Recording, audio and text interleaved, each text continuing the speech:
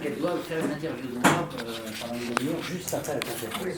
Donc, comme il y a un problème de temps ici avec la salle, je vais essayer de parler jusqu'à 8h30. Après, je fais l'interview. Donc, on sacrifie les questions pour une fois.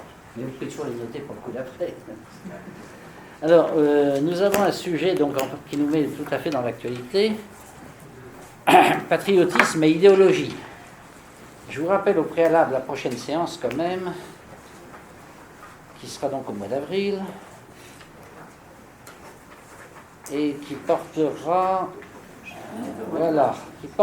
oui, sur le patriotisme et les révolutions. Parce que comme vous le savez, les révolutions souvent s'emparent de l'idéal patriotique, et ça devient pour elles, bien que ça n'a rien à voir avec la révolution, mais ça devient un moteur puissant.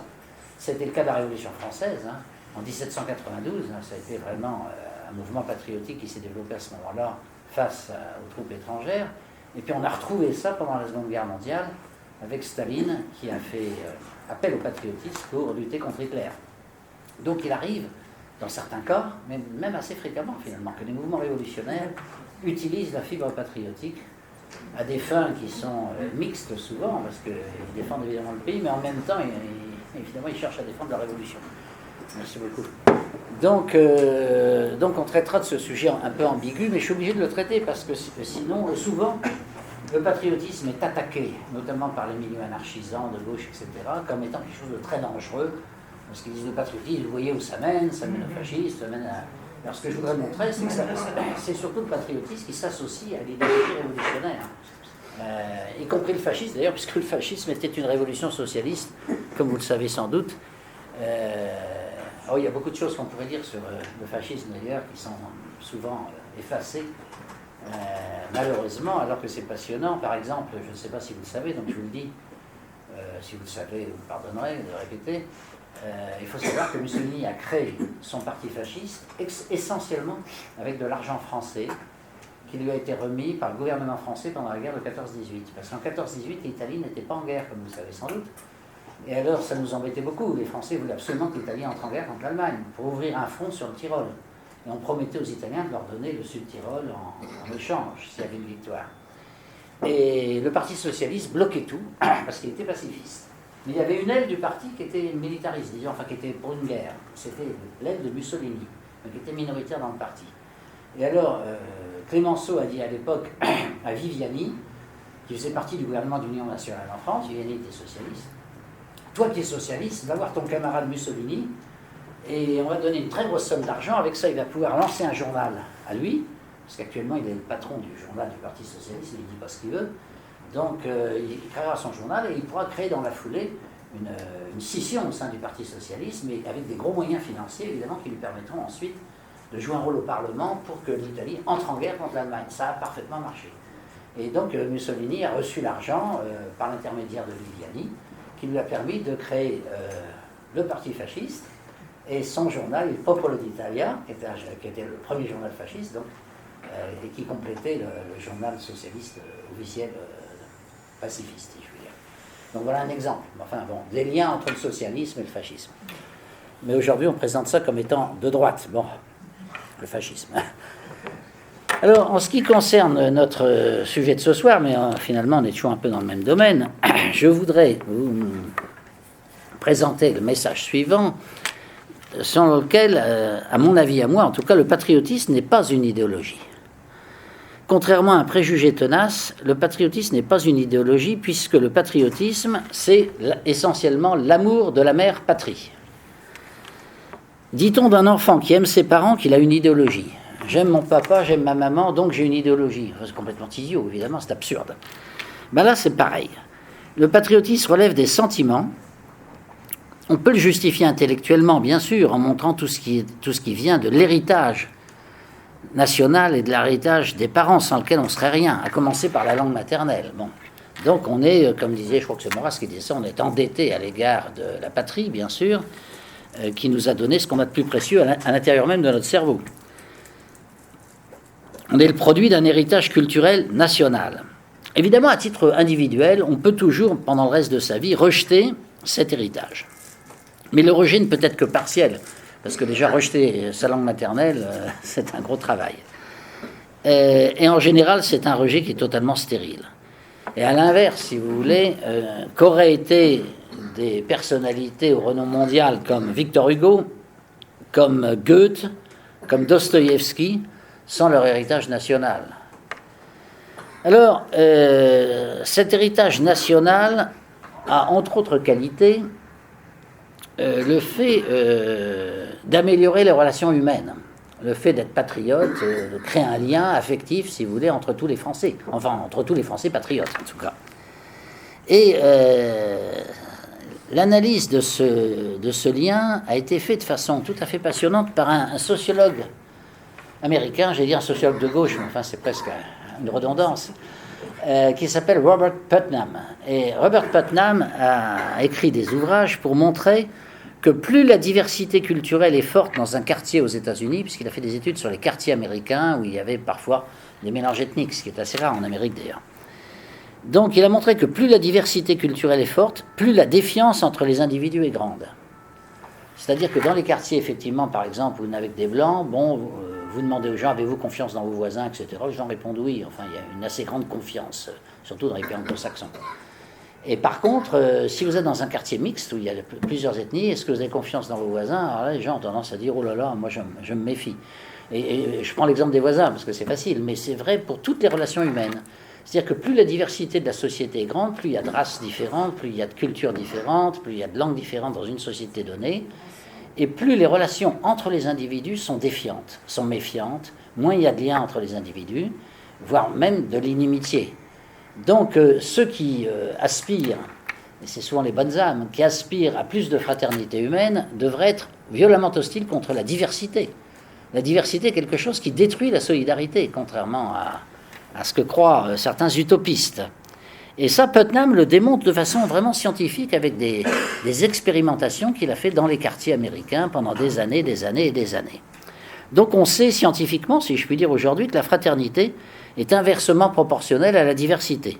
Ça me paraît une découverte extrêmement importante et intéressante, mais évidemment, quasiment aucun homme politique aujourd'hui ne le sait, mais il faut dire qu'ils n'ont pas une culture extraordinaire, pour dire la vérité.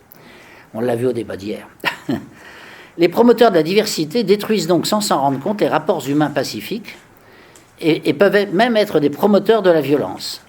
Les sociétés les plus pacifiques du monde, les moins criminogènes, où il y a le moins de crimes, sont en général les sociétés les plus homogènes sur le plan culturel, comme l'Islande, qui est le pays où il y a le taux de criminalité le plus faible du monde avec Singapour.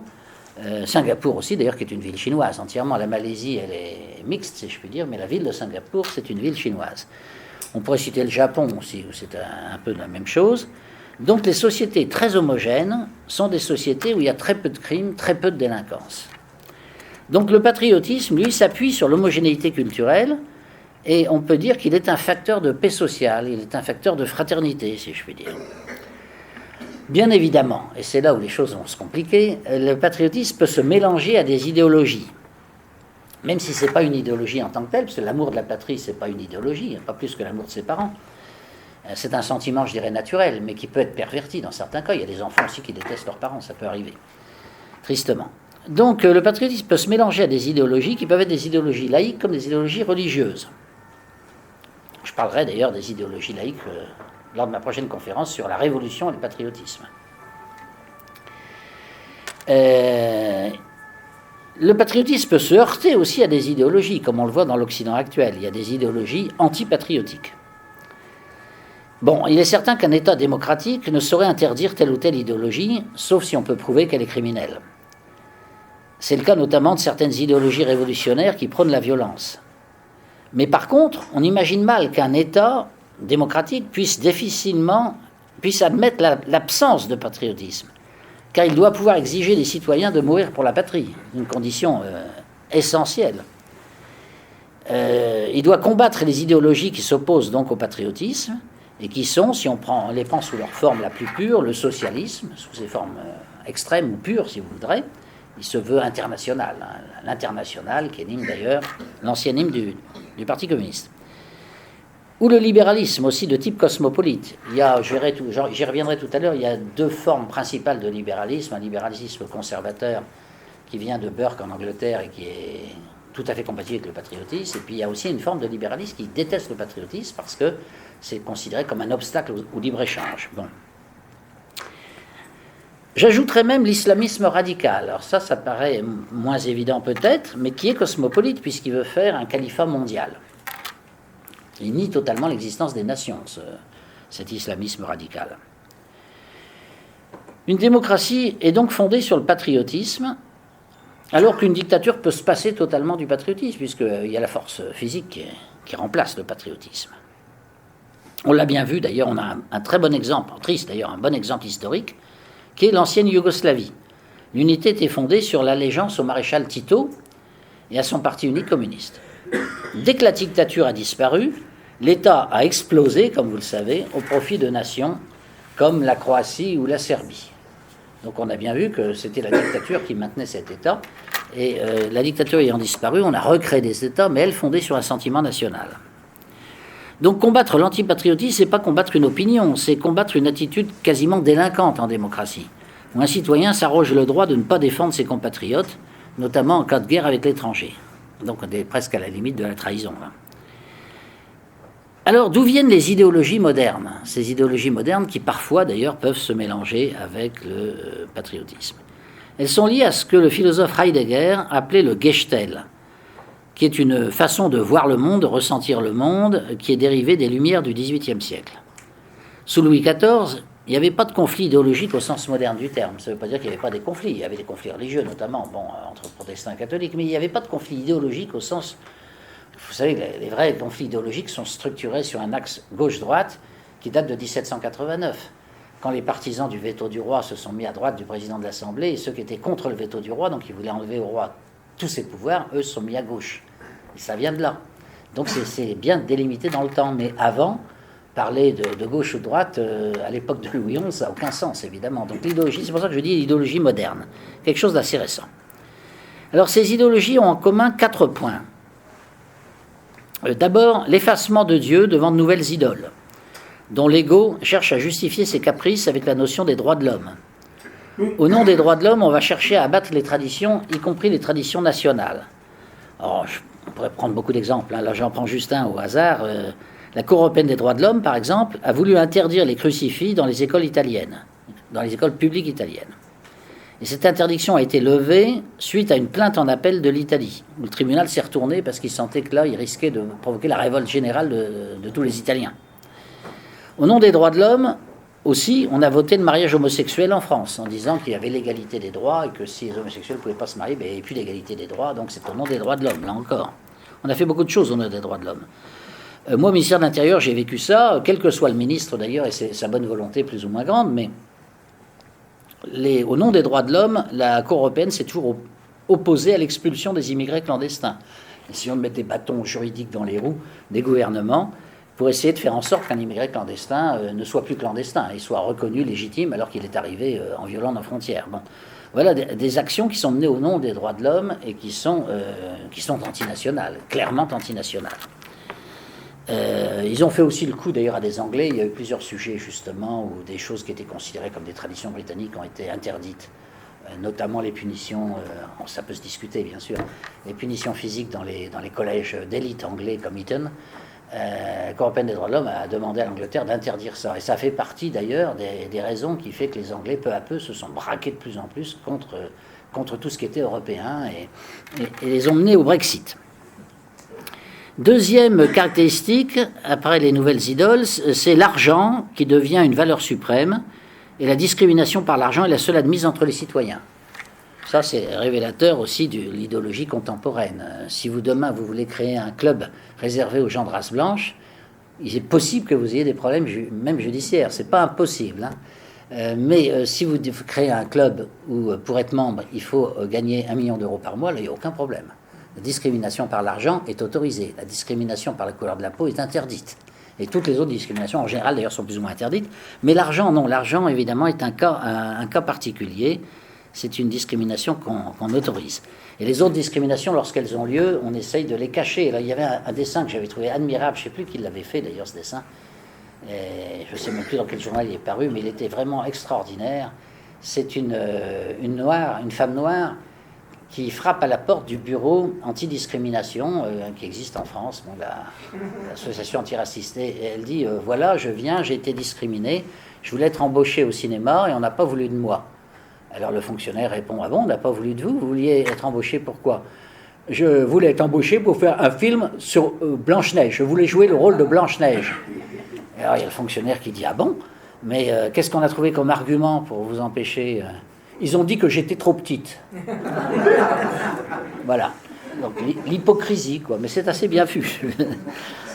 Alors, troisième caractéristique du monde moderne, l'homme devient une matière première interchangeable. Et cette dérive est défendue aussi bien par les idéologies socialistes ou souvent libérales, sauf exception. Quatrième caractéristique, tout ce que la technique permet de faire doit être autorisé, contre toute norme morale au besoin. Et les racines traditionnelles doivent être balayées. Alors, quand Heidegger a fait cette analyse, parce que je l'ai emprunté au philosophe allemand, il a été extrêmement mal vu, parce qu'il a ajouté que pour lui, le fascisme, le communisme et la démocratie occidentale, disons, c'était trois versions du modernisme qui étaient métaphysiquement exactement la même chose. Alors il disait bien, ces idéologies sont politiquement très différentes. Bien sûr, il ne s'agissait pas de dire que les États-Unis et l'Union soviétique c'était la même chose, bon, ou le Troisième Reich. Donc politiquement, c'est différent. Mais métaphysiquement, alors on va y revenir, il disait en fait c'est pareil. Parce que dans les trois cas, il s'agit d'un matérialisme, il s'agit d'idéologies très différentes politiquement, mais qui déifient la technique et les masses. Le capitalisme déifie la technique et les masses, ça c'est certain. Consommation de masse, la technique, pas de limite à la technique. Le communisme aussi. Le communisme adore la technique, adore les masses, pas beaucoup de différence. Et le nazisme aussi, bien sûr. On transforme dans tous les cas l'homme en matière première, et on écarte toute transcendance au profit du seul utilitarisme, qui est un utilitarisme au service des caprices de l'individu. Alors ça c'est en Occident, aux caprices d'une classe révolutionnaire, ça c'était à l'Est autrefois, ou aux caprices d'une race ou d'une nation. Mais dans tous les cas, l'utilitarisme se substitue à l'éthique. C'est-à-dire la valeur morale de la société s'effondre. L'essence de l'homme est bafouée, on est dans ce que Heidegger appelle l'oubli de l'être et la vie inauthentique. Néanmoins, le patriotisme, amour de la patrie qui n'est pas utilitariste, lui, parce qu'il n'y a pas moins utilitariste qu'un soldat qui va mourir au front. Ça repose sur le sens de l'honneur et ce patriotisme est parfois associé à telle ou telle idéologie, même s'il y a des contradictions internes. Alors une très belle analyse de la critique des trois grandes philosophies modernes, si vous voulez, la démocratie occidentale, le communisme et le nazisme, enfin le fascisme, a été faite par mon ami le philosophe russe Alexandre Dugin, dont je salue la fille qui est présente parmi nous, qui nous fait l'honneur d'être là. Il a fait un livre sur Heidegger qui existe en français, pas en anglais, malheureusement pas en français, qui décrit tout cela de façon tout à fait remarquable. J'espère que le livre un jour sera traduit en français, il le mérite. Alors, vous me direz, il y a une idéologie moderne qui n'entre peut-être pas dans vos catégories, c'est l'islamisme révolutionnaire, qui est, comme vous le savez, une de mes spécialités, puisque j'ai fait de l'antiterrorisme pendant 10 ans au ministère de l'Intérieur. Pourtant, on peut aussi rattacher l'islamisme révolutionnaire à certains aspects de la modernité. D'abord, il est prêt à utiliser toute technique, au-delà des limites des traditions morales, afin de tuer ses adversaires, même innocents. Bon, donc ce primat de la technique, si vous voulez, ils sont très techniciens, les djihadistes, hein, souvent. Ça va tout à fait avec le monde moderne que nous connaissons. Il ne reconnaît que sa cause politique et il ignore tout sens de l'honneur, ce qui est valable souvent chez les idéologues. Il se veut un mouvement de masse où l'individu est une matière première au service des chefs du djihad. De ce point de vue-là, le djihadiste de base, si vous voulez, il n'a pas plus de droits que le communiste sous Lénine. Il se veut un mouvement de masse. Il se réfère à Dieu, alors ça c'est une différence, c'est vrai, mais les dirigeants s'arrogent le droit absolu d'interpréter les textes sacrés, ce qui conduit à une enflure du moi chez les dirigeants, contraire à toutes les traditions religieuses. C'est vrai que les chefs djihadistes prétendent être soumis à Dieu, mais en fait ils prennent la place de Dieu sans vergogne. Et Dieu, c'est ce que je dis, c'est ce que fait al-Baghdadi, enfin en permanence. Il dit qu'il est soumis à Allah, mais en réalité, tout ce qu'il dit, lui, c'est la parole de Dieu. D'ailleurs, c'est une chose, une espèce d'hypocrisie, si vous voulez, révolutionnaire religieuse. Il n'est pas le premier à l'avoir inventé, al-Baghdadi, puisqu'il y en a un qui a fait ça en Angleterre de façon assez odieuse. C'est-à-dire, quand on lit ses mémoires, c'est Cromwell. Cromwell disait que Dieu lui parlait pendant la nuit. Et Dieu lui avait dit qu'il fallait couper le cou au roi d'Angleterre. Parce que vous vous souvenez que les Anglais ont coupé le cou à le roi avant nous. Si je puis dire, on peut considérer que c'est un privilège. Bon. Alors, Cromwell, c'est un exemple. Alors, l'islamiste terroriste, en fait, est d'abord révolutionnaire. le fait qu'il soit islamiste, c'est une dérivation, comme dirait le sociologue Pareto, c'est-à-dire un discours de justification, bien sûr, mais pour un comportement d'une violence extrême, qui est le comportement révolutionnaire et qu'on retrouve sous toutes sortes de variantes. Alors, combattre l'islamisme radical consiste à combattre des individus qui sont prêts à retourner leurs armes contre la patrie, par des attentats terroristes notamment. On l'a bien vu avec certains djihadistes français, comme on dit, qui disent qu'ils exècrent la France, qu'ils n'ont rien à voir avec la France, etc., même s'ils vivent en France. Bon. Combattre une telle idéologie cosmopolite, fondée sur le rêve d'un califat mondial, ne peut pas se faire par la seule répression physique. Il n'est efficace que s'il se fonde sur un autre idéal, parce que c'est là l'échec des mouvements, des méthodes de déradicalisation qu'on a utilisées dans nos prisons. On déradicalise les gens en leur enseignant quoi? Alors moi, je vais vous répéter peut-être une anecdote que je vous ai déjà évoquée, peut-être. Quand j'étais au ministère de l'Intérieur et que je m'occupais d'antiterrorisme, je disais toujours, on a des services secrets qui, dans l'ensemble, sont efficaces. Et c'est vrai, je crois que les services français sont plutôt bons. Ils sont considérés comme tels au niveau mondial, d'ailleurs. Même si de temps en temps, il y a une bavure, il y a un attentat qui existe. Mais vous savez, il y a presque un attentat chaque mois depuis quelques années, un projet d'attentat important. Et tous ces projets d'attentats sont repérés par nos services secrets. Donc ça marche quand même pas si mal. Ensuite, la justice. Alors on a créé une justice spéciale, comme vous le savez, qui est une justice d'exception pour le crime de terrorisme, parce que le juge moyen était incapable de juger ce genre de choses. D'abord, pour être juge antiterroriste, il faut avoir une bonne dose de courage et vivre avec 15 gardes du corps, vous en doutez. Bon, ce qui n'est pas le cas de la plupart des juges, ils n'ont pas demandé à devenir juge pour vivre dans ces conditions-là. Donc ce sont des volontaires, évidemment. Et enfin, il y a un principe juridique fondamental, c'est que on ne met pas en prison, en principe, sauf sur des périodes courtes, quelqu'un qui n'a pas encore commis un crime, qui a des intentions mais qui ne l'a pas commis. Il faut que le crime soit commis pour qu'on puisse ensuite enclencher de façon définitive la procédure pénale. Or, dans le cas de la lutte antiterroriste, c'est exactement le contraire. Il ne faut surtout pas, évidemment, que l'acte terroriste ait lieu. Donc, il faut qu'on mette en prison des suspects. On n'a que des suspects, parce que du jour où ils sont passés à l'acte, ça veut dire qu'on a échoué. Il s'agit d'empêcher les actes terroristes. Donc, un juge normal, du point de vue en tant que juriste, ça le rend malade, ça c'est pas dans sa vocation habituelle. Donc, on a créé un corps spécial, avec un droit spécial. Tout ça marche pas trop mal. Et alors, par contre, alors je leur disais, ce qui marche pas, c'est qu'on n'arrive pas à empêcher le recrutement des jeunes djihadistes dans nos banlieues. Là, on a une faiblesse réelle. Et mes camarades me disaient, mes camarades qui étaient policiers en général, ou préfets, ou gendarmes, mais non, Blo, on a la réponse à ça. Je dis, ça j'aimerais bien l'avoir, mais alors c'est quoi la réponse? Eh bien, on va leur enseigner la laïcité, les principes de la République. Je dis, non, mais vous rigolez ou quoi? Et la sécurité sociale aussi, vous allez leur enseigner, oui, pour les empêcher d'être islamistes? Écoutez, l'histoire montre qu'il y a 3 motifs pour lesquels les êtres humains sont prêts à mourir. Mourir pour sa patrie, pour sa femme, ses enfants, ça oui. Mourir pour sa famille, oui c'est ça. Donc mourir pour sa patrie, ça c'est le deuxième, et mourir pour Dieu, pour son Dieu. Ça, on a vu ça à travers toute l'histoire. Mais des gens qui meurent pour un texte de constitution, qui meurent pour la laïcité, vous êtes prêts à mourir pour la laïcité, monsieur le préfet?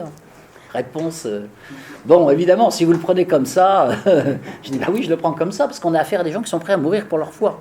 Bon, donc il faut opposer vraiment quelque chose qui soit un peu du même genre, du point de vue de l'engagement, si je puis dire. Or, précisément, c'est le patriotisme qui est comme ça. C'est pas une idéologie froide, le patriotisme.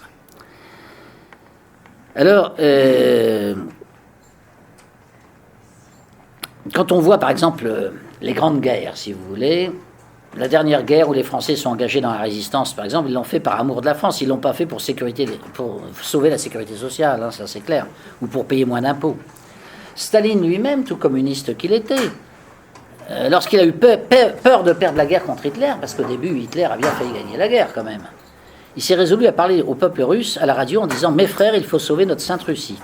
Il n'a pas parlé de sauver le socialisme ou de sauver la laïcité.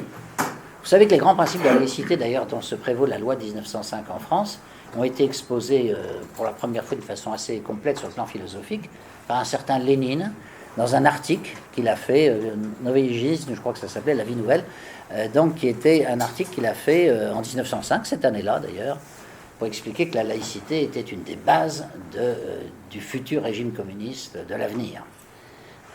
Vous pouvez retrouver le texte de Lénine sur Internet d'ailleurs, c'est assez amusant si je puis dire. Alors, donc pour mobiliser le peuple contre une invasion, la patrie ça marche, mais le socialisme ça marche pas. Enfin, c'est pas pareil. Bon. D'ailleurs, même lors de la guerre du Vietnam, Vietnam du Nord a gagné. Il a gagné au nom du communisme, bien sûr. Mais en fait, la vraie raison qui fait qu'il a réussi à mobiliser les Vietnamiens contre les Américains, c'était l'occupation américaine. C'est-à-dire, c'était finalement du nationalisme, voire du racisme, même anti-américain. Bon. Parce que ça marche. Ça, les gens, ils comprennent, ils veulent défendre leur patrie. Mais si vous leur demandez de défendre un régime, quel qu'il soit, c'est autre chose. Aujourd'hui, revenons aujourd'hui, notre société n'est pas patriotique, comme vous savez, au niveau des élites. Les élites sont individualistes et elles ont une vision en plus déformée de la personne humaine. En réalité, elles sont inhumaines, en prétendant l'inverse, bien sûr. Le Gestell, donc, de Heidegger, le raisonnement utilitaire, imprègne ces élites, dont elles sont un rouage essentiel. Le poète Hölderlin, poète allemand qui a beaucoup inspiré le philosophe Heidegger, écrit « Là où est présent le danger, croit aussi ce qui sauve ». Les élites occidentales, dans leur majorité, ne sont pas confrontées au danger, justement. Aujourd'hui, il y a des études très approfondies de sociologie politique qui ont été faites, notamment pour expliquer pourquoi une fraction des citoyens français devenait de plus en plus patriotes, voire nationalistes, et électoralement, éventuellement, voter, par exemple, pour le Front National. Donc il y a des études qui ont été faites par des gens de gauche, en général. Parce qu'ils s'inquiétaient, parce qu'ils voyaient toute la gauche déserter le Parti Socialiste et le Parti Communiste pour partir au Front National. Bon. Et alors, ils se sont rendus compte que les gens étaient marqués par une triple insécurité. Une insécurité. Alors l'insécurité, c'est quelque chose de très grave. Ça ne relève pas des valeurs, comme on dit. Les valeurs, c'est un mot très ambigu, parce que les valeurs, ça peut vouloir dire les caprices aussi, c'est subjectif. À moi, mes valeurs, vous avez d'autres valeurs que moi. Bon, on entend les hommes politiques dire ça de temps en temps, comme si on changeait de valeur, comme si on changeait de chemise, quoi. L'insécurité, ça ne touche pas vos valeurs, ça touche votre être même. C'est-à-dire que c'est quelque chose de vital. Si vous êtes dans l'insécurité, vous risquez de mourir. Donc là, ce n'est pas une question de valeur, c'est une question d'être. L'être est plus important que les valeurs. Et Heidegger, j'ai remarqué, déteste le mot valeur à cause de ça, en disant la valeur, c'est le plus grand péché qu'on ait jamais inventé contre l'être. Parce qu'au nom des valeurs, on va essayer de détruire votre être. Par exemple, au nom des valeurs des droits de l'homme, on va dire qu'il ne faut pas défendre la France. Donc c'est bien les valeurs qui combattent contre l'être, effectivement. Alors, quelles sont ces insécurités ? Il y en a trois essentiellement qui expliquent les changements politiques et sociologiques d'aujourd'hui. L'insécurité culturelle. Alors l'insécurité culturelle, bon, c'est du jargon de sociologue, ça veut dire essentiellement l'immigration. L'immigration de gens qui, éventuellement, ont une culture complètement différente de la nôtre. L'immigration musulmane, par exemple. Donc ça, c'est l'insécurité culturelle, et c'est un facteur majeur, effectivement, qui a permis le transfert d'électeurs socialistes ou communistes vers le Front National. Ça, c'est bien clair. Le Front National est ce qu'il est à cause des problèmes de l'immigration. S'il n'y avait aucun immigré en France, peut-être que ce parti n'existerait pas. C'est souvent comme ça que les choses se produisent. En Allemagne, avant-guerre, je sais bien que c'est un exemple allemand est maudit, mais et c'est pas un hasard, vous voyez, si Adolf Hitler a lancé son parti en Bavière et s'il a acquis son idéologie à Vienne, parce que Vienne était une ville multiculturelle. Qui dit multiculturelle dit multiconflictuelle. Et dans des villes qui étaient totalement allemandes à 100%, comme Hambourg ou Brême, il n'y avait pas un seul nazi. Et ils ont eu un mal fou d'ailleurs à arriver à former des militants dans ces régions-là. Donc c'est encore une fois la diversité qui crée la guerre. Alors, insécurité donc culturelle. L'insécurité physique, bon, ça tout le monde comprend ce que c'est l'insécurité dans laquelle vous vivez lorsque vous êtes dans un environnement criminel ou délinquant. Vous êtes délinquant, on vous attaque dans la rue. Il n'y a pas si longtemps, mon épouse s'est fait, à côté de moi d'ailleurs, s'est fait attaquer par 2 motards qui lui ont volé son sac à main devant la porte de notre maison. Et on habite un quartier considéré comme vraiment un quartier sûr, si je puis dire. Bon. L'insécurité culturelle, l'insécurité physique et l'insécurité économique. Alors, l'insécurité économique, elle peut prendre plusieurs formes, bien sûr. Quand un agriculteur, par exemple, qui n'a plus de débouchés, parce qu'il vendait ses porcs ou ses artichauts en Russie, par exemple, pour prendre un exemple, à la suite des sanctions russes, et des contre-sanctions. Il n'a plus de débouchés, mais il est endetté, il faut qu'il rembourse ses dettes. Or, il ne vend plus ses produits, ou plus suffisamment. Et comme il ne peut pas rembourser ses dettes, il voit la situation financière se dégrader à un tel point que certains agriculteurs se suicident. On en a eu un certain nombre ces dernières années. Comme forme d'insécurité sociale, c'est pas mal. Sous des formes moins dramatiques, vous avez le chômage, évidemment. Le chômage, n'oublions pas toujours, le chômage touche 10% de la population française, ce qui est quand même beaucoup, de toute façon. Mais chez les jeunes de moins de 25 ans, c'est 25% de chômeurs. Donc c'est quand même un véritable problème. Alors je sais bien que c'est moins grave qu'autrefois parce qu'il y a des indemnités, etc. Enfin, on vit dans des conditions un peu différentes. Mais c'est quand même une source d'insécurité, si vous voulez, affective, considérable. Alors, quand vous cumulez les trois, vous êtes dans une zone où vous êtes menacé par des délinquants, vous avez perdu votre travail à cause de la mondialisation, comme ça peut arriver souvent, hein. Vous êtes dans l'insécurité culturelle à cause d'une immigration qui fait que vous ne reconnaissez plus votre quartier. Vous avez les trois que vous cumulez. Bah, effectivement, vous avez tendance à être révolté parce que, en plus, vous avez peur. Enfin, la vie devient insupportable. Vous êtes attaqué dans votre être, si je puis dire. Et à ce moment-là, comme vous êtes déçu par les partis politiques traditionnels qui vous ont mené à cette situation-là, vous avez tendance à voter pour ce qu'on appelle aujourd'hui un parti populiste. Évidemment, c'est tout à fait logique.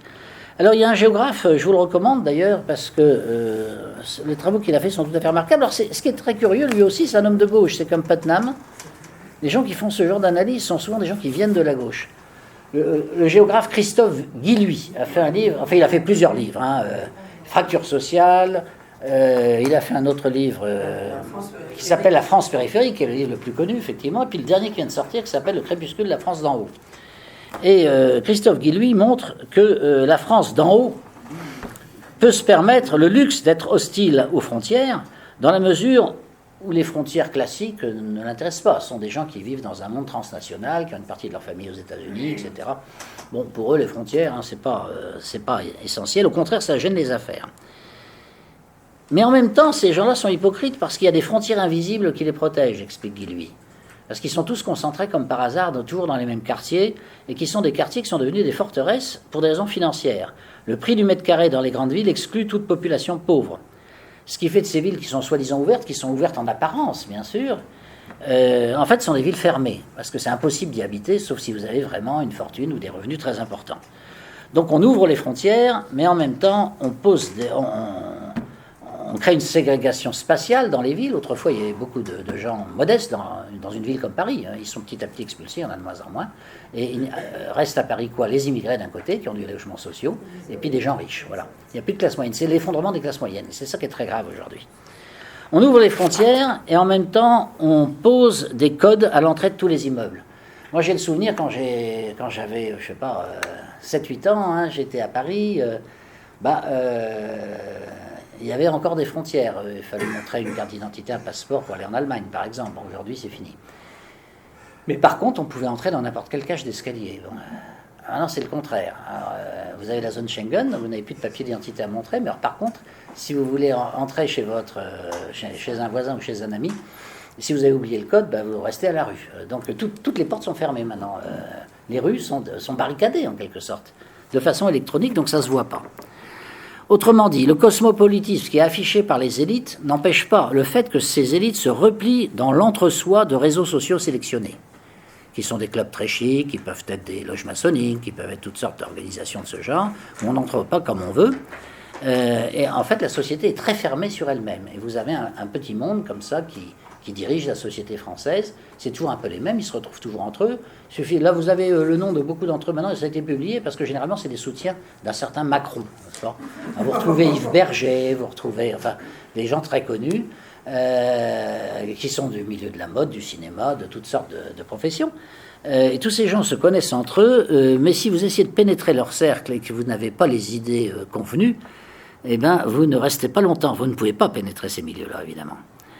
Alors, ce sont donc les personnes qui souffrent de l'insécurité réelle qui vont remettre en cause le statu quo. Ce n'est pas les élites sont assez contentes. Politiquement, donc, c'est la source de ce qu'on appelle le populisme, qui prend des proportions croissantes chez les classes sociales modestes, ouvriers, chômeurs, agriculteurs. Quelqu'un me parlait tout à l'heure, dans un autre lieu qu'ici, me parlait d'une petite ville du Midi, disons, où il n'y a guère que des agriculteurs. Il me disait, tous ces agriculteurs votent Front National maintenant. Non, c'était en Corrèze ou en Lozère, je crois. Or, en Corrèze, en Lozère, il n'y a pas beaucoup d'immigrés, il y en a un petit peu, mais il n'y en a pas beaucoup. Donc mais vous voyez, c'est l'ambiance qui fait ça. Et puis les difficultés économiques, bien sûr. Alors les jeunes, c'est très frappant. Vous avez 45% des jeunes votants en France qui votent pour le Front National. Dans ces milieux populaires, on retrouve les vertus du vrai patriotisme parce que c'est une condition de survie pour la vie quotidienne. Ainsi, un fossé social se crée et s'approfondit entre les privilégiés d'un côté et les protégés d'autre part, parce qu'il y a aussi les protégés de la mondialisation. dont j'ai été moi-même, parce que j'étais haut fonctionnaire, mais quand vous êtes haut fonctionnaire, vous n'avez pas à craindre évidemment la concurrence chinoise, hein, ça c'est sûr, vous risquez pas de perdre votre emploi. Hein. Donc c'est un peu facile évidemment de critiquer ceux qui ont peur. Et puis vous avez de l'autre côté ce qu'on pourrait appeler les classes souffrantes. Alors il faut voir aussi que le patriotisme donc, peut s'associer à différents types d'idéologies. Par exemple, le national-libéralisme de Madame Thatcher, qui a eu beaucoup de succès dans le domaine économique, mais qui n'a jamais réussi à résoudre les autres problèmes de l'Angleterre, comme ceux de l'immigration ou de l'insécurité ou de la démoralisation de beaucoup de jeunes privés de repères éthiques et religieux solides. Ça a été le grand échec de Madame Thatcher. Madame Thatcher a réussi économiquement, mais n'a pas réussi sociétalement, comme on dit dans les milieux à la mode. Alors le national-libéralisme, donc on voit bien que il est bancal. Et le national-socialisme, lui, alors là, personne n'ose utiliser cet adjectif, bien sûr, à cause des crimes du Troisième Reich. Mais le national-socialisme ne fait que reprendre, si je puis dire, les crimes de la Révolution française. Quand Robespierre disait que son régime politique était fondé sur deux grandes vertus, sur deux grandes valeurs, disons, la vertu et la terreur, je vois pas très bien la grande différence avec Adolf Hitler, hein, parce que Hitler, il était pour la terreur, c'est sûr, mais il était aussi pour la vertu. Il était pour le courage militaire, etc. Il défendait aussi une certaine forme de vertu. Ça m'amuse, parce que Mélenchon vient de sortir un livre sur la vertu. Mais enfin, il a un petit côté robespierriste, indiscutablement. Dans certains cas, par contre, le mélange entre l'idéologie et le patriotisme est totalement impossible. C'est dans le cas de toutes les idéologies cosmopolites, de l'anarchisme au communisme en passant par le libéralisme anticonservateur, que le professeur d'économie Hayek appelait le constructivisme. Ces idéologies qui sont fondées sur l'absence de racines aboutissent à un culte du matérialisme, la réduction de l'homme à une matière première. Hayek, dans son livre La Constitution de la liberté, fait une distinction très intéressante entre ce qu'il appelle le libéralisme conservateur, évolutionniste, et le libéralisme constructiviste. Le premier considère la liberté comme le produit d'une évolution historique qui a fait ses preuves. Certaines libertés permettent des innovations. Elles reposent sur des traditions historiques. Bon, c'est l'exemple anglais, hein, disons en gros. Les libertés constructivistes, elles, sont implantées de force. C'est plutôt l'exemple français, ça. Elles viennent de l'affirmation de principes abstraits a priori, comme la Déclaration des droits de l'homme. Elles dérivent vers des formes extrémistes d'individualisme et s'opposent aux traditions.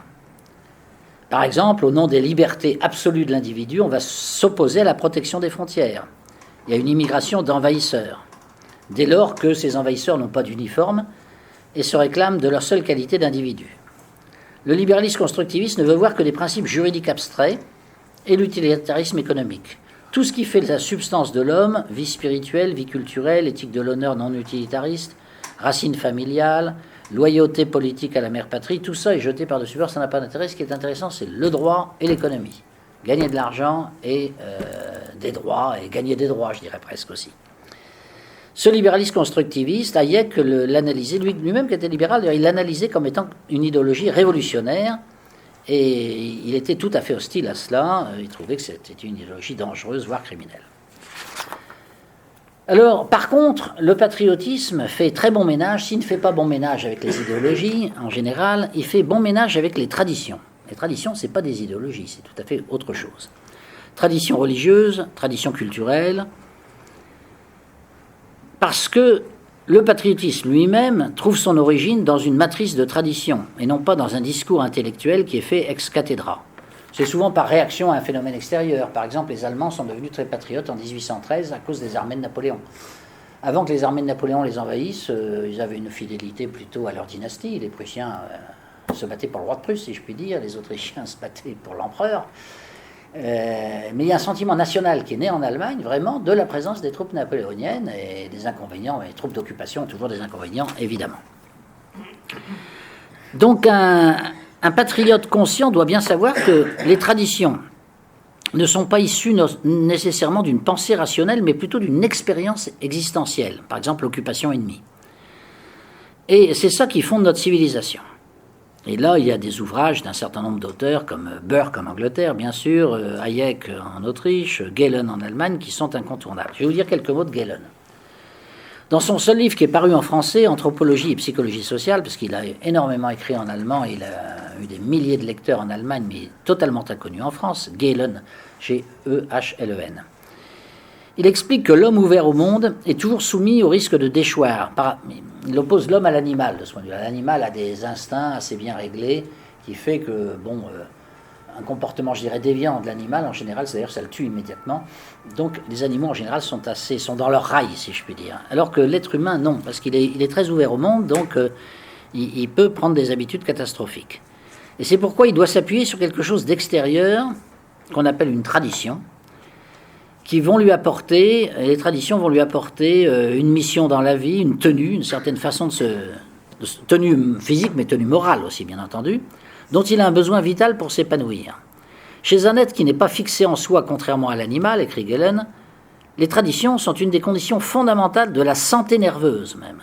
Elles font partie de l'ABC de la culture. Alors Galen était très ami avec un prix Nobel allemand que vous avez dû connaître, qui s'appelait Konrad Lorenz, et qui lui avait parlé d'expériences de psychologie qui avaient été faites très intéressantes, où on soignait la dépression dans certaines zones de la côte allemande du Nord, en mettant les dépressifs dans des conditions de vie ultra risquées et devant un choc qui demandait un engagement très, très profond.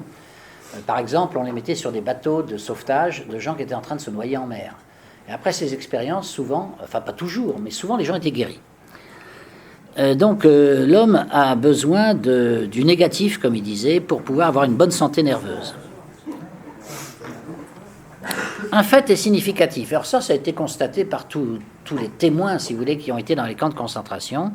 Ceux qui survivaient le mieux, même physiquement, ça ne veut pas dire qu'ils étaient mieux nourris, mais ceux qui survivaient le mieux étaient ceux qui avaient le plus un idéal à l'intérieur d'eux-mêmes. Les communistes, par exemple, tenaient très bien le coup dans les camps de concentration, par rapport aux autres, bien sûr. Beaucoup mouraient, mais tenaient le coup, parce qu'ils étaient communistes. Les chrétiens, les vrais chrétiens tenaient beaucoup mieux le coup que les gens qui n'avaient aucune foi. Les patriotes aussi. Ces croyants, si je puis dire, donc montraient une force morale très supérieure à ceux qui ne croyaient en rien, sinon dans leur seul bien matériel. Or, leur bien matériel, par définition, avait totalement été détruit par la captivité. Et c'est en cela que Galen dit que l'être humain, lorsqu'il est déchargé du négatif, c'est-à-dire du risque, des difficultés de la vie, ça peut être pour lui un danger mental. Si le niveau de vie est le seul critère de classe, on aura une aristocratie sans risque, dit-il, qui naturellement manquera d'autorité morale. Le déchaînement des besoins de consommation, la course universelle au bien-être s'unissent à une foi inébranlable dans les mots creux, écrit-il. Le substantiel, le précieux, le discret disparaissent du monde de la pensée, tandis que les instincts primitifs sont échauffés au-delà de leurs limites naturelles. L'exagération de l'intellectualisme s'accompagne du déchaînement des pulsions instinctives, mais aussi de la crédulité des âmes vides. C'est un portrait de l'homme moyen en Occident qui reste assez actuel. L'homme devient ainsi de plus en plus naturel, il entend par naturel pas civilisé, et sa morale aussi, c'est une morale sans tension, qui n'a pas de tragique, une morale de complaisance envers soi-même, une espèce de générosité, de bisounours, si vous voulez, qui n'engage finalement à rien, qui ne demande pas un sacrifice personnel. Face à cette dégénérescence, évidemment, le patriotisme est une des sources, c'est pas la seule d'ailleurs, mais c'est une des sources de l'héroïsme, de la discipline, dont l'homme a besoin pour s'épanouir.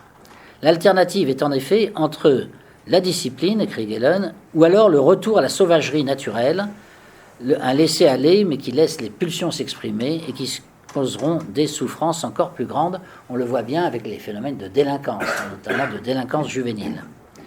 Il y a un film d'ailleurs qui a très bien montré ça, un film allemand, je ne sais plus quel est le nom du metteur en scène,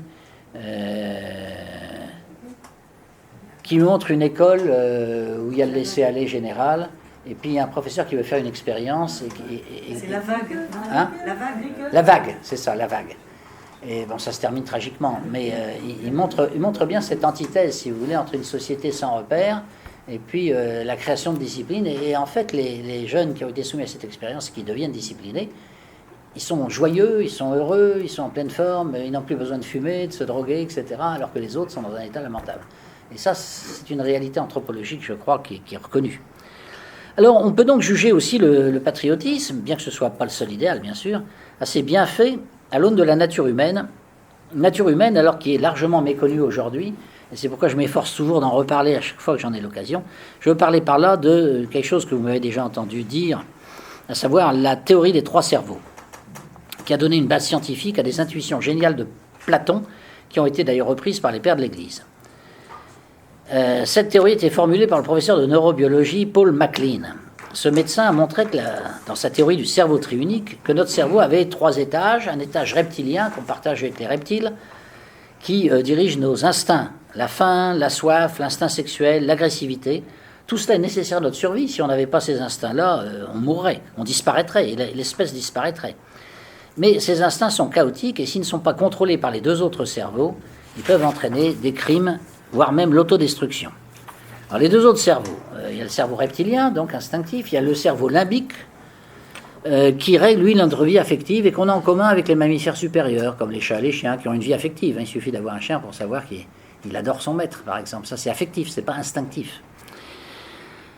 Les sentiments, comme l'amour et la haine, viennent de ce... Mais alors, ce qui est très important, c'est que c'est au niveau de ce 2e cerveau affectif qu'il y a le sens moral.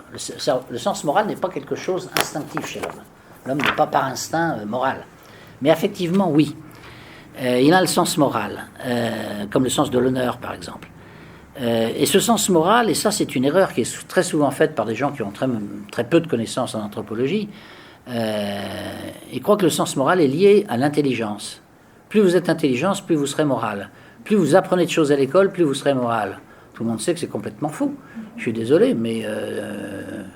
des dictateurs comme Hitler, il a été à l'école. C'est pas alors la pire des erreurs, c'est sans doute ce qu'a dit notre grand Victor Hugo, qui était grand par le style, mais pas toujours par le fond. Victor Hugo qui disait ouvrez une école, vous fermerez une prison. C'est complètement faux. On n'a jamais autant ouvert les écoles qu'aujourd'hui, encore que les écoles marchent plus très bien, et les prisons sont pleines. C'est vraiment 2 choses qui... Parce que le sens moral, il est au niveau du cerveau affectif, il n'est pas au niveau du cerveau intellectuel, qui est le 3e cerveau, justement. Alors le cerveau affectif, Platon l'appelait le thumos, parce qu'il y voyait le siège de la colère, mais aussi de la fierté de soi, et puis aussi le sens moral. Le néocortex, le 3e cerveau, donc propre à l'homme, guide notre pensée abstraite. Le langage abstrait, c'est aussi une machine à calculer. Les Grecs l'appelaient le nous, qu'on a traduit par raison. Le processus de civilisation consiste dans l'alliance du cerveau rationnel, de ce fameux nous, qui est une machine à calculer, en réalité à raisonner, à calculer, et du cerveau affectif, le cœur. Et l'alliance de ces 2 cerveaux est nécessaire pour discipliner le cerveau reptilien, instinctif, que Platon appelait le dragon qui est à l'intérieur de nous-mêmes, l'épithumia. On voit bien à travers cette vue scientifique que l'homme n'est pas bon naturellement, puisqu'il a un dragon à l'intérieur de lui-même. C'est très bien représenté dans l'icône de Saint-Georges terrassant le dragon. D'ailleurs, c'est exactement ça. Saint-Georges, c'est un être humain, donc il est assis sur un cheval. Donc le cheval, c'est le cerveau affectif, c'est mammifère. Et il tue le dragon. L'éducation, la civilisation ne consiste pas à tuer le dragon, bien sûr, parce que le dragon est indispensable. Il faut avoir les instincts de se nourrir, il faut avoir l'instinct sexuel, il faut avoir tous ces instincts-là, bien sûr. Mais il faut les contrôler. Et la civilisation est là pour les contrôler, normalement. Si le cerveau affectif et le cerveau instinctif échappent au contrôle de la raison, on va tomber dans la sauvagerie. Le sauvage, c'est celui qui est mu par ses instincts et ses affects, et qui ne raisonne jamais, qui ne raisonne pas. Ce qui est peut-être encore plus grave que la sauvagerie, c'est l'alliance entre les instincts et la raison pour se libérer du cerveau affectif, et notamment du sens moral. On a alors des monstres qui vont chercher à justifier de mauvais instincts par de bonnes raisons, à savoir l'idéologie. Le nazisme ou le communisme, d'ailleurs, se voulait scientifique. Il prétendait justifier en idéologie, donc rationnellement, des instincts meurtriers. Et donc, il s'agit froidement d'éliminer les ennemis de la cause sans la moindre affectivité. Dostoïevski a décrit cette dérive monstrueuse, disons, la barbarie, on pourrait appeler ça, avec un personnage fascinant qui est le personnage de Stavrogin dans son roman Les démons, Biessi. Dans ce roman, effectivement, il montre un personnage et il y a une secte socialiste révolutionnaire qui veulent que ce Stavrogin devienne leur chef parce que précisément, il est capable de tuer de sang-froid. Ils le savent, c'est un homme qui n'a aucun sentiment, d'aucune sorte à l'égard des autres êtres humains. Il est simplement mu par ses instincts et puis alors la raison lui sert à justifier plus ou moins ses instincts et à faire à l'occasion des meurtres si c'est nécessaire. Donc, ces idéologies qui se voulaient scientifiques ont voulu éliminer la composante affective de l'homme, considérée comme anti-révolutionnaire. Les révolutionnaires se sont donc attaqués aux traditions, dont le patriotisme fait partie, même si parfois ils ont récupéré le patriotisme en temps de guerre. Patriotisme et attachement aux traditions vont de pair. ceux qui veulent détruire les traditions, soit par haine reptilienne, parce que les traditions limitent mes caprices, ou alors par rationalisme borné, telle tradition n'est pas fondée en raisons abstraites, comme la famille ou la propriété. Vous avez des théoriciens libéraux qui ont poussé le truc très loin, d'ailleurs, l'analyse très loin, mais sur le plan strictement rationnel, ça tient debout. Ils montrent que la famille est quelque chose d'irrationnel. L'intérêt de l'individu, si on ne voit que l'intérêt de l'individu, il n'a aucune raison de se marier, il a des enfants avec qui il veut, et même s'il y a des couples qui n'ont pas d'enfants, eh ben, ils pourront échanger des enfants avec des couples qui ont trop d'enfants. On fera un marché des enfants, il y aura un prix de l'enfant, etc. Et tout cela existe. Il y a un professeur qui s'est spécialisé là-dedans. On se demande jusqu'à quel point il relève du gag ou du sérieux. Je le connais bien, il s'appelle Le Ménissier, c'est un professeur ultra-libéral, et il a fait le marché du mariage et de l'enfant, il a fait un livre là-dessus, en disant, bah oui, d'un point de vue strictement rationnel, il n'y a aucune raison de rester dans le cadre familial. Bon, simplement, historiquement, toutes les tentatives qui ont été faites pour mettre ça en pratique, ça s'est révélé une catastrophe, et notamment au début de la révolution bolchevique, Lénine avait adopté la destruction de la famille quasiment, puis il est revenu complètement dessus, y compris sur l'avortement. Enfin, l'avortement, il n'est pas revenu dessus, mais alors, ils ont fait un coup de barre en arrière, les bolcheviks, parce qu'ils se sont dit, on va détruire complètement la société. Il y avait plein d'enfants abandonnés dans les rues, etc. Et puis la fermeture s'est faite de façon totale avec Staline, qui lui a interdit l'avortement. Donc il est revenu à des vieilles coutumes, je dirais, bourgeoises ou antiques, en se disant, c'est bon pour la patrie et pour la société. Voilà. Alors, donc, la propriété, c'est pareil. Si vous voulez détruire la propriété, après tout, en disant, mais tout le monde pourrait être propriétaire de tout, c'est un peu le rêve des communistes, on s'aperçoit que plus personne n'est propriétaire de rien, plus personne ne s'intéresse à rien, et donc on ne produit plus. Comme on ne produit plus, tout le monde tombe dans la misère. La raison calculatrice, donc, et l'instinct pulsionnel se liguent contre les traditions au nom des caprices de l'ego. Et ça, c'est la situation de l'Occident décadent, si vous voulez. C'est exactement ça. Où l'homme n'est plus qu'une matière première, on l'utilise comme une matière première en quelque sorte, et on cherche à éviter que l'homme soit structuré autour de racines, autour de missions, que les hommes aient un cœur, parce que tout ça pourrait empêcher, disons, le caractère interchangeable des hommes dans une économie mondialisée. Tel est l'enjeu de la période historique où nous sommes, où les peuples retrouvent, à partir de leurs souffrances, leurs traditions bienfaisantes, au besoin, en s'opposant à des élites qui sont devenues décadentes car elles sont centrées sur l'ego de leurs membres. Le conflit idéologique dominant, aujourd'hui, semble se dessiner entre deux priorités contradictoires, celle de la paix et celle de la liberté. Bon, les deux sont importantes, évidemment. Les élites mettent toujours la liberté au-dessus de tout par principe. Dans les faits, d'ailleurs, on constate que c'est hypocrite, parce qu'en Occident, il y a de graves atteintes à la liberté qui sont commises par les oligarchies au pouvoir. La presse diffuse les idées du politiquement correct, marginalise tous les auteurs qui ne lui obéissent pas, le système politique est verrouillé par des oligarchies partisanes qui sont tout sauf des démocraties. Et là, l'ouvrage définitif sur les partis politiques a été fait par un Italien, qui s'appelle Roberto Michels. Son livre s'appelle « Les partis politiques », où il montre que tous les partis politiques, sans exception, sont des oligarchies. Les dirigeants qui s'emparent du truc le verrouillent, même avec des statuts soi-disant démocratiques, ça ne change rien. Les statuts, d'ailleurs, sont toujours démocratiques en France pour les partis.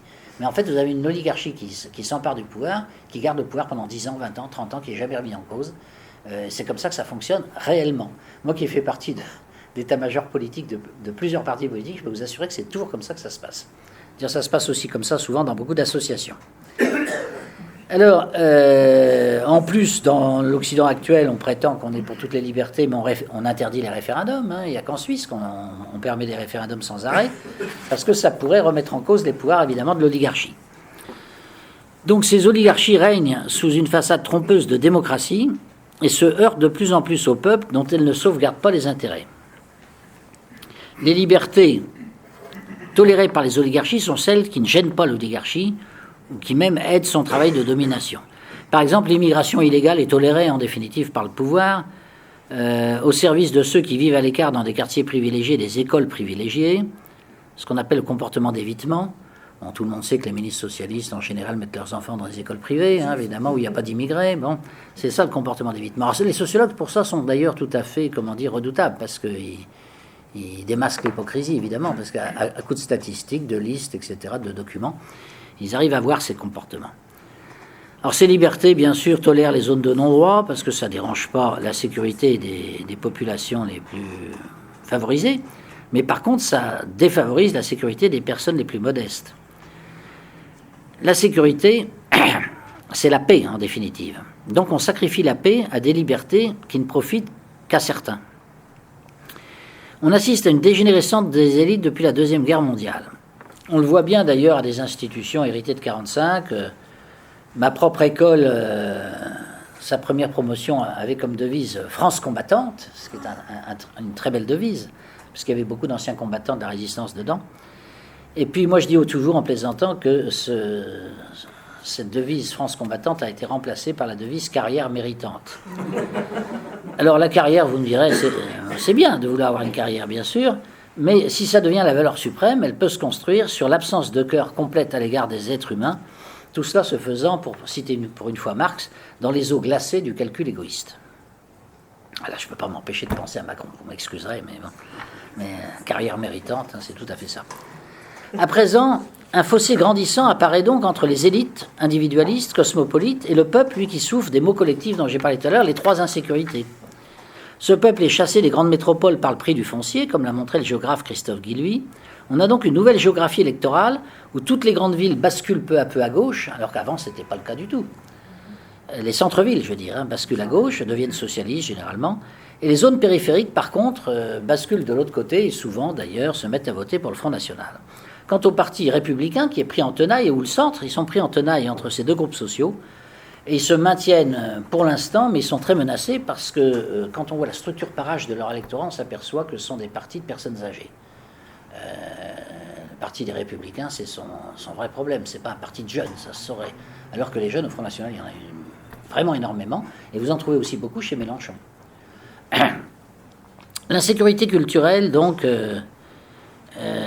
c'est une des choses sans doute les plus graves qui soient, et qui explique les changements de vote, qui font que les bourgeois considèrent de plus en plus à nouveau le petit peuple comme la classe dangereuse. C'est ce qu'on disait au 19e siècle. La classe dangereuse, c'était les ouvriers. Bon, aujourd'hui, la classe dangereuse, c'est les gens qui votent Front National. Bon, quelque chose d'équivalent. Bon. Le sociologue Laurent Bouvet, qui est aussi un ancien socialiste d'ailleurs, a développé cette notion d'insécurité culturelle qui décrit, je le cite, le sentiment d'insécurité éprouvé par un groupe social autochtone confronté dans son espace culturel historique à une présence ou à une influence extérieure. Ce groupe social autochtone peut alors se sentir menacé dans sa pérennité, de sa culture, de ses valeurs, de ses normes, de son mode de vie. Et on notera que traiter de racistes les gens qui souffrent de cette crainte est vraiment une imposture insupportable. Parce que ce sont des personnes généralement bien bourgeoises, de droite ou de gauche d'ailleurs, peu importe, mais enfin qui vivent dans des conditions tout à fait convenables, qui se permettent ce genre d'accusation. À la limite, l'accusation de génocide pourrait être appliquée à ceux qui veulent interdire de se défendre, ceux qui ont peur d'une invasion culturelle étrangère. Le cas des Amérindiens d'Amérique montre bien que la dépossession par l'immigration, l'immigration d'Européens en l'occurrence, a été absolument tragique pour eux. Donc c'est des phénomènes historiques qui arrivent et qui peuvent se reproduire. L'insécurité culturelle s'ajoute à l'insécurité civique et à l'insécurité sociale. Donc toutes ces populations ont tendance à fuir les territoires où elles habitent pour trouver des zones plus sûres et moins chères. Le géographe Christophe Guilluy a bien étudié ça parce qu'il était consultant pour des bailleurs sociaux. Et il a vu des personnes âgées qui n'étaient pas confrontées au crime d'ailleurs, ni au chômage, mais qui ont quitté leur quartier uniquement parce que les immigrés devenaient majoritaires et elles se sentaient mal à l'aise, elles ne se sentaient pas chez elles. Les sociologues Fourquet et Mergier appellent ça l'insécurisation, enfin c'est la même chose. C'est le sentiment d'être dépossédé de sa culture et de ses valeurs face à la présence imposante de populations immigrées dans des zones d'habitation à forte concentration populaire. Bouvet explique notamment que si le Front National a beaucoup plus de voix que le Front de gauche de Mélenchon, c'est parce que le Front de gauche de Mélenchon a un défaut rédhibitoire, il ne veut pas prendre en compte cette insécurité culturelle liée à l'immigration, parce qu'il se veut, entre guillemets, antiraciste. Voilà. Donc résultat, il a 2 fois moins de voix, parce que c'est un vrai problème. Donc on ne peut pas se refuser à avoir un vrai problème si on veut récupérer des électeurs. Alors la fuite géographique ne concerne pas, d'après Guilluy, les multiculturalistes bobos. Il les appelle les bobos à 5 000 € par mois, qui évidemment peuvent vivre à l'intérieur d'une ville chère. Et il a étudié plus particulièrement un cas intéressant d'ailleurs, qui est le cas des Juifs français qui migrent vers Israël.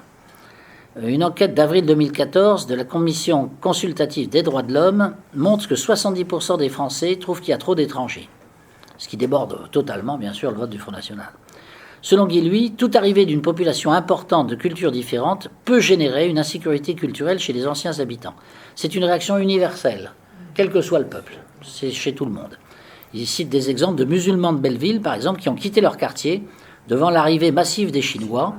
Et il cite des phrases amusantes, d'ailleurs, de Maghrébins qui disent « Ah, on ne reconnaît plus notre Paris qu'on aimait. Il n'y a plus de couscous. Maintenant, dans les restaurants, il n'y a que des nems. » Non, ils sont déracinés, les malheureux. Guilhuy montre que ce n'est pas du tout une question de nationalité juridique.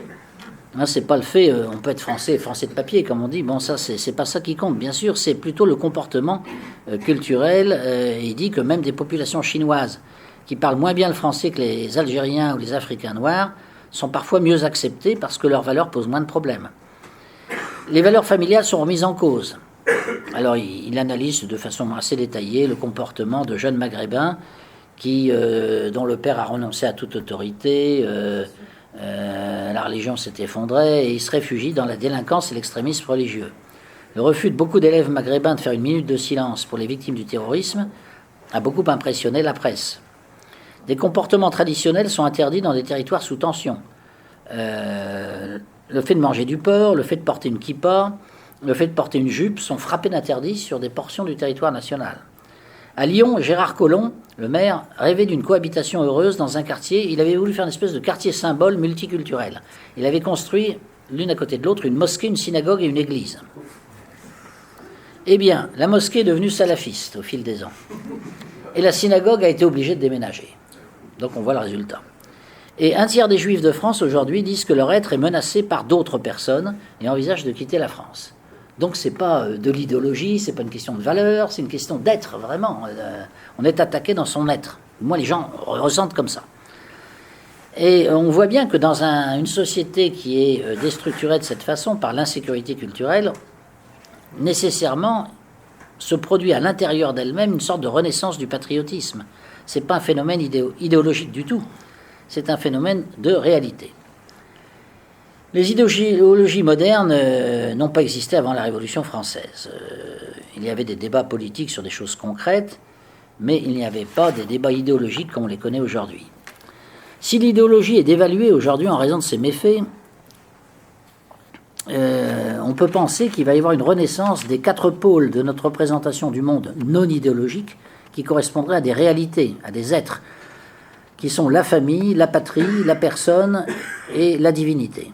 L'Église retrouverait en quelque sorte sa place au milieu du village, l'homme reprendrait conscience d'être un mortel et les tombes seraient de nouveau honorées, la patrie serait une mère à défendre et l'armée, autrefois forteresse, reprendrait son importance, ainsi que l'échelle spirituelle menant vers Dieu. L'oubli de l'être à ce moment-là s'efface pour retrouver un monde humain authentique fondé sur la garde de l'être, dit Heidegger. Dans ce monde, évidemment, le patriotisme retrouve toute sa place. On serait dans une ère post-idéologique, comme il y a une ère pré-idéologique avant la Révolution française, où le cœur retrouverait à ce moment-là sa place face à ces 2 vieux adversaires qui sont l'instinct rectilien, ça tout le monde le comprend vite, mais aussi la raison calculatrice. Et ça, on le comprend beaucoup moins bien, puisque dans notre système éducatif, on idolâtrie, si je puis dire, on fait l'idolâtrie de la raison. C'est pas une question de valeur, comme l'a bien vu Heidegger. Les valeurs sont brandies par des individus incultes, généralement, qui ne voient même pas qu'elles se réfèrent à un subjectivisme généralisé. À chacun ses valeurs. Alors, c'était le philosophe Jean-François Mattei qui disait de façon assez plaisante, on peut justifier, avec cette théorie subjective des valeurs, selon lequel, au nom des droits de l'homme notamment, il faudrait tolérer les valeurs de tout le monde, sans mettre d'interdit où que ce soit. À l'extrême, dit-il, on pourrait donc en arriver à être dans une société qui tolérerait le cannibalisme. Qu'on pourrait ainsi justifier, ce ne serait qu'une question de goût. La question de l'insécurité culturelle, comme toutes les questions d'insécurité d'ailleurs, relève de quelque chose de plus important que les valeurs subjectives. C'est l'être lui-même, comme je le disais tout à l'heure. Les citoyens souffrants se sentent attaqués dans leur être culturel, dans leur être physiquement et dans leur être social. Perte de l'emploi, attaque physique, milieu culturel totalement différent du milieu d'origine.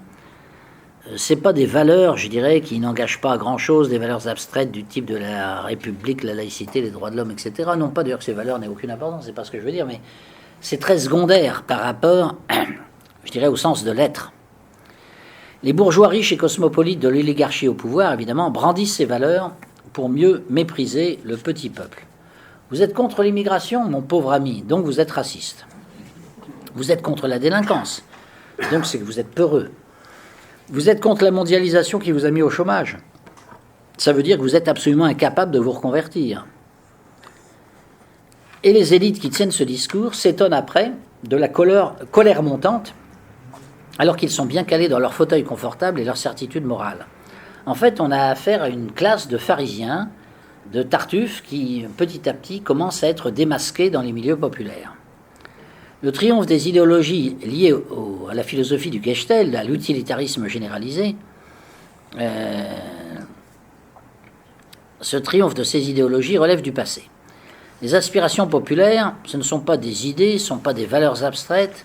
Ces aspirations, donc à plus de sécurité, sont de plus en plus partagées par des citoyens de plus en plus nombreux qui souffrent des trois formes d'insécurité liées à la modernité.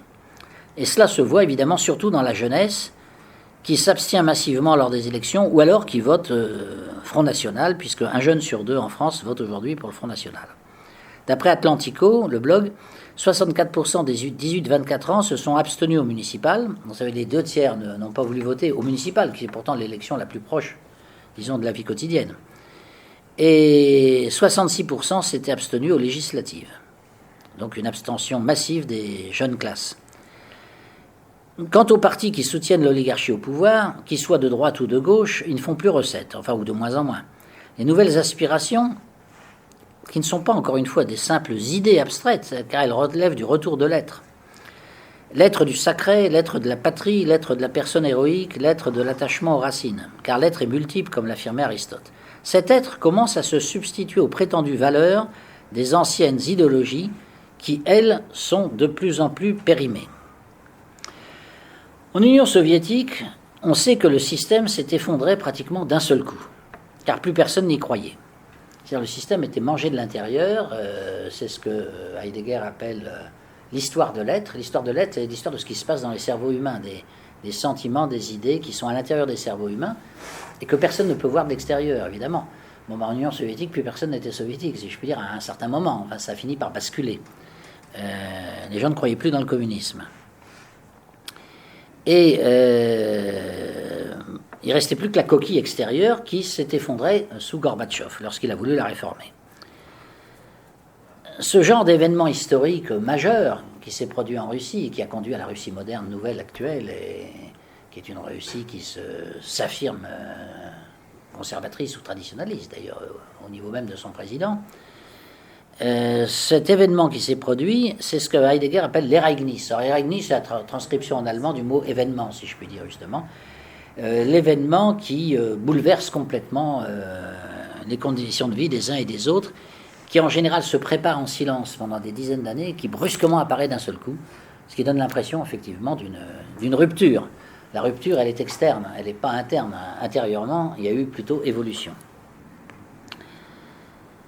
C'est le combat de l'être contre les valeurs subjectives. Le principe de réalité est en train de reprendre ses droits en Occident sur les anciennes idéologies, et l'amour de la patrie fait partie de cette nouvelle constellation du réel, pourrait-on dire.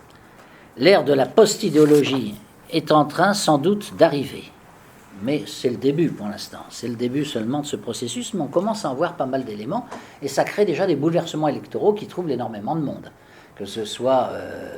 pour prendre des exemples tout récents, que ce soit le référendum sur le Brexit en Angleterre, que ce soit l'élection de Donald Trump aux États-Unis contre toutes les élites coalisées, les médias coalisés, toutes les organisations coalisées, on assiste à des phénomènes de rupture électorale avec des changements brutaux qui se font souvent au dernier moment dans le corps électoral comme à l'intérieur de chaque parti politique. Par exemple, souvenez-vous de ce qui s'est passé aux primaires des Républicains en France, où Juppé était en tête, d'après tous les sondages, depuis un an. Pendant un an entier, il dominait, de très loin, il dominait. Et brusquement, il s'est effondré, mais ça s'est fait pratiquement en 15 jours, et à ce moment-là, Fillon est apparu. Bon, donc, ces phénomènes-là, autrefois, c'était presque inexistant. Dans les années 1950, vous étiez communiste, vous votiez communiste, c'était simple. Vous étiez socialiste, votre famille était socialiste, vous votiez socialiste. Bon, vous étiez de droite, bon, vous restiez de droite. Aujourd'hui, on assiste à des phénomènes très difficiles d'ailleurs à prévoir, qui donnent le signe d'une déstabilisation du système du passé, si je peux dire, sans qu'on sache exactement ce que sera le système de l'avenir, sinon que le moteur principal de ces changements sont les 3 formes d'insécurité dont je parlais tout à l'heure. Les gens veulent de la sécurité, c'est-à-dire ils veulent la paix. Et la paix se passe toujours avant la liberté, vous savez, parce que la liberté sans la paix, la liberté dans l'insécurité, ça dure jamais longtemps. Et donc les gens veulent la paix, ils veulent la sécurité, et ils souffrent de cette absence de sécurité. Et c'est la souffrance qui fait que les gens prennent conscience d'un certain nombre de choses dont ils n'avaient pas conscience avant, et qu'ils découvrent, et qui les conduisent notamment à changer leur comportement électoral, entre autres, hein, mais ça se présente dans bien des domaines. C'est-à-dire qu'on retrouve finalement une vieille intuition qui était celle des Grecs, notamment des auteurs tragiques comme Sophocle, qui disait que l'homme, en définitive, ne comprend qu'en souffrant. Patei matos, la connaissance à travers la souffrance. Alors évidemment, ce n'est pas un message forcément réjouissant, mais si on regarde bien l'histoire des différents peuples, on s'aperçoit que c'est quelque chose de très vrai. Et moi, je pense que si aujourd'hui la Russie est peut-être sous des auspices plus favorables que la France, qui est vraiment très malade, la malheureuse, c'est peut-être parce qu'elle a tellement souffert dans le passé. La souffrance amène la conscience, amène à comprendre des choses qu'on avait oubliées, etc. Et ramène notamment les traditions. Les traditions qui sont une science informelle, si vous voulez, qui puise ses racines dans des siècles et des siècles d'expérience, ce qui fait que le phénomène de la tradition est mal compris généralement par les ultra-rationalistes qui pensent que la seule chose qui compte, c'est le projet que j'ai rédigé de constitution, etc., de façon consciente. La tradition, c'est pas quelque chose de conscient. C'est même pas quelque chose forcément de logique. Je le disais tout à l'heure pour la famille comme pour la propriété. On peut imaginer, dans la logique pure, disons, des sociétés où il n'y aurait pas de famille, il n'y aurait pas de propriété. Simplement, à chaque fois qu'on a voulu historiquement réaliser ça, ça a été une catastrophe complète. La société qui a adopté ces principes destructeurs s'est autodétruite pratiquement. Donc, on l'avait aussi avec les cathares, donc ils ne voulaient plus se reproduire, etc. Donc, en fait, il y a un certain nombre de principes traditionnels, si vous voulez, qui maintiennent notre société en vie, qui maintiennent même les individus en vie. Et si on ne respecte pas ces principes traditionnels, dont la morale, évidemment, est un élément, un faisceau d'éléments tout à fait important, à ce moment-là, on est menacé dans notre être même et on risque carrément la disparition. Or, les idéologies s'opposent aux traditions, justement, et c'est pourquoi la révolte contre les idéologies aujourd'hui est quelque chose qui commence à prendre beaucoup d'importance. C'est pour ça qu'on peut imaginer que cet Eraignis, cette espèce d'événement très brutal qui a frappé la Russie au moment de l'effondrement de l'Union soviétique, peut maintenant peut-être frapper les pays occidentaux. Peut-être. On commence à en voir l'Union européenne a des fissures de tous les côtés, enfin, les systèmes tels qu'on les connaît sont remis en cause, on va peut-être assister, on ne sait pas quelle forme ça peut prendre évidemment, et on ne sait pas à quelle date ça va se produire, mais on peut penser que c'est quelque chose qui est tout à fait envisageable. Je me souviens du professeur Hayek que j'ai connu, prix Nobel d'économie, qui me disait vous faites quoi dans la vie, jeune homme? Alors, à l'époque j'avais, je sais pas, 25 ans, lui en avait 80, 90, et il me dit vous faites quoi dans la vie? Alors je lui dis la politique. Vous faites de la politique? Quelle drôle d'idée, ça sert à rien. Je lui dis comment ça sert à rien? Et il me dit non, je vois pas l'intérêt tellement. Alors je lui dis vous savez, je fais de la politique surtout parce que je suis anticommuniste et je suis dans une famille d'ailleurs qui était comme ça et qui a résisté aussi pendant la guerre à l'occupation allemande. Mon père était un grand résistant et donc ça m'a conduit évidemment à faire de la politique. Et bien si c'est pour lutter contre le totalitarisme, c'est très bien. C'est très très bien, mais ça sert à rien. Je dis comment ça sert à rien? Il me dit non, ça sert à rien le communisme. Vous voulez vous battre contre le communisme? Le communisme est mort. Je dis professeur, il est mort. On était en 1985, je crois. Il me dit si, c'est une histoire de 5-6 ans. Vous savez, je ne peux pas vous donner une chronologie précise. Ma science ne le permet pas, mais d'ici quelques années, l'Union soviétique va disparaître. Elle va complètement disparaître. Vous verrez, vous serez très surpris. Il n'y aura plus de rideau de fer. L'Allemagne va se réunifier. Qu'est-ce que vous racontez, professeur? Je n'ai pas cru un mot de ce qu'il me disait, évidemment, à l'époque. Et je lui dis, mais qu'est-ce qui vous permet de faire ces prédictions? Il me dit, la science, bien sûr. Je dis, comment ça? Oui, la science économique. Les communistes ont détruit le marché. Comme il n'y a plus de marché, il n'y a plus de prix. S'il n'y a plus de prix, on ne connaît plus la rareté des différents objets. Comme on ne connaît plus la rareté des différents objets, on gaspille les objets de grande valeur parce qu'on ne peut pas calculer leur prix, on ne peut pas calculer leur rareté, donc il n'y a plus de rationalité économique. D'où un gaspillage absolument gigantesque qui a été retardé en partie par le système militaire. Mais là, maintenant, on arrive à la fin, où ils ont exploité jusqu'au dernier moment le stock de capital qu'ils ont hérité de la Seconde Guerre mondiale. Et là, maintenant, ils vont sombrer dans la misère la plus totale et ils n'ont plus d'autre solution. Et vous allez voir, le régime soviétique va disparaître. Il sera remplacé par une nouvelle Russie. Alors, à l'époque, moi, j'ai eu du mal à croire ça. J'en ai dit un mot à Chirac qui m'a dit « ton professeur est complètement malade ». Et puis après, quand j'ai vu le rideau de fer s'effondrer, je me suis dit « bon sang ». Je me suis souvenu des paroles de Hayek et je me dis quand même, ça c'est quand même quelqu'un. Hein. Et il avait vraiment prévu en quelque sorte quelque chose qui s'est véritablement déroulé. Donc je crois qu'il est possible, tout en gardant une certaine méfiance bien sûr, mais enfin il est possible à travers les sciences sociales de prévoir des bouleversements. Ce soir, bon, je vous ai tracé, si vous voulez, les premières lignes de bouleversements qui sont à venir. Et je vous ai donné quelques-uns des signes qui permettent de penser que ces bouleversements ne vont faire que s'accélérer, s'aggraver ou s'amplifier, selon qu'on trouve ça très bien ou pas très bien, bien sûr. Donc je crois vraiment que c'est très important, qu'il faut avoir ça dans l'esprit. Et ces bouleversements nous amèneront effectivement à nous méfier de la raison individuelle et par contre nous permettront de revaloriser, si je puis dire, un certain nombre de comportements affectifs que l'on a considérés comme bourgeois, réactionnaires, dépassés, etc., comme par exemple l'amour de la patrie. Ça va redevenir quelque chose de très important parce que ça va devenir quelque chose de vital. Et là, évidemment, quand ça devient vital, c'est plus une question de valeur où on choisit ce qu'on veut, hein, c'est ça ou la mort. Hein, bon, et donc là, je crois qu'on va vers cela. Et c'est pour ça, je dirais, sans doute que Heidegger a bien pressenti ce qui menaçait l'Occident, enfin, l'Occident actuel, disons. Mais il n'était pas pessimiste pour autant, parce qu'il pensait qu'après, il y aurait peut-être un nouveau système qui serait ni communiste, ni fasciste, ni occidentaliste, disons, qui se mettrait petit à petit en place. Et c'est ce qu'il appelait, terme qui a été repris par le philosophe Alexandre Douguin, justement, un nouveau commencement. Donc, attendons-nous à vivre peut-être, pendant les années qui viennent, l'apparition d'un nouveau commencement. Merci de votre attention.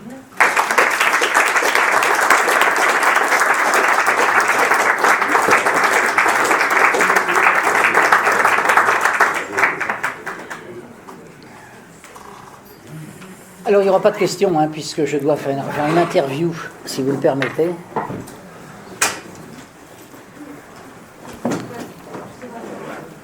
Ça n'interdit pas de les poser en début de la prochaine séance, si vous le souhaitez.